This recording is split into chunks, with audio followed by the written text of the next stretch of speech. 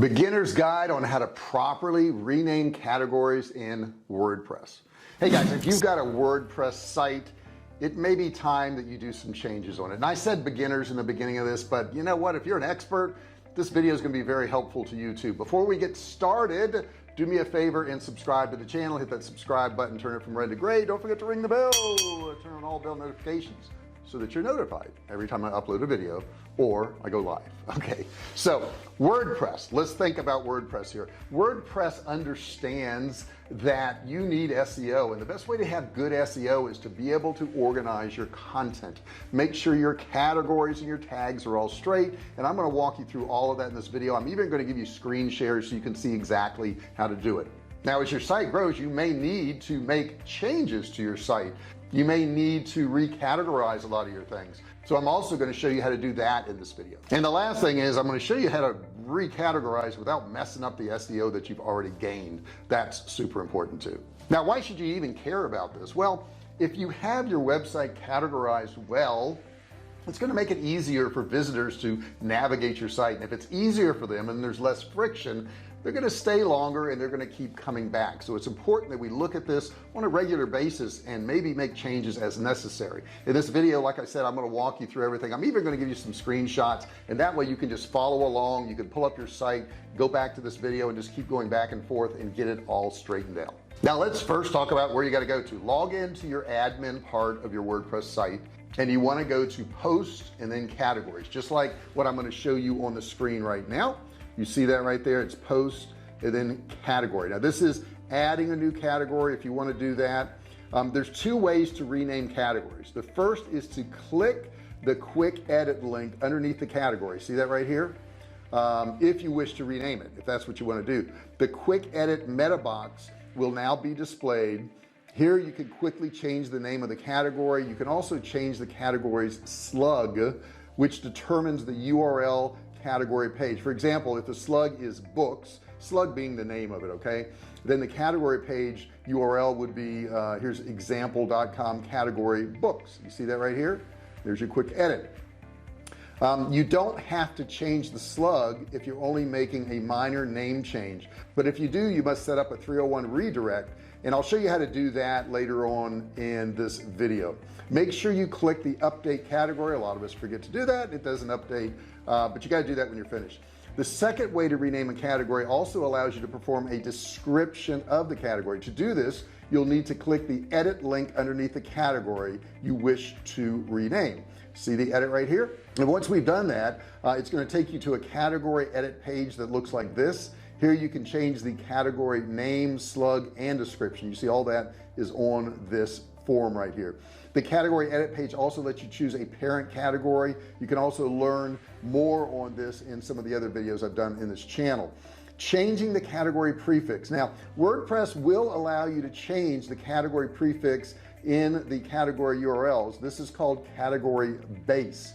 Now to change it, what you're going to want to do now is you're going to want to go to settings and then permalinks and scroll down to optional. When you get there, you're going to see a form change category base that looks like this: the category base and then the tag base. The default category base is category. Here you can change it to anything you like, such as topics or whatever you want. This would change the URL from, let's say, www.example.com category your category slug to example.com topics your category slug. Now merging and bulk editing categories. As your site grows, you may want to simplify the way people actually navigate your site. This can be really helpful if you have a few categories and they're very similar and you want to merge them all into one category. Okay, let's go and look on the screen here. I'll show you what I mean. See right here where it says merge into general.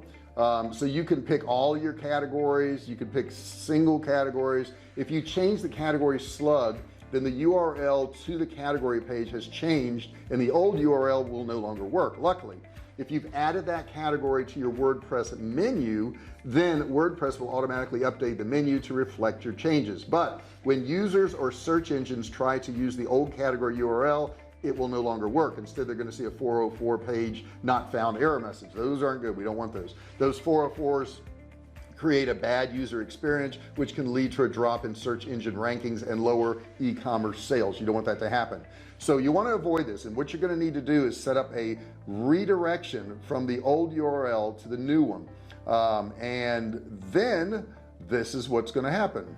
So you're going to constantly be adding information to your website. I used to think when I first started out, well, I'm going to build a website, and then once I have a website, I'll get rich.